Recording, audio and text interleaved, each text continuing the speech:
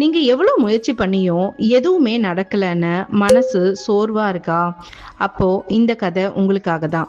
ஒரு பேரன் தாத்தா கிட்ட போயிட்டு, நான் ரொம்ப முயற்சி பண்றேன் தாத்தா, ஆனா எந்த மாற்றமும் தெரியல, நான் தோல்வி அடைஞ்சிருவேனா அப்படின்னு ரொம்ப விரக்தியோட கேக்குறாங்க. அதுக்கு தாத்தா சிரிச்சுக்கிட்டே, உனக்கு மூங்கில் மரம் பற்றி தெரியுமா அப்படின்னு கேட்டாரு. அதுக்கு பேரன், அது ரொம்ப வேகமா உயரமா வளரும்ல அப்படின்னு சொன்னான்.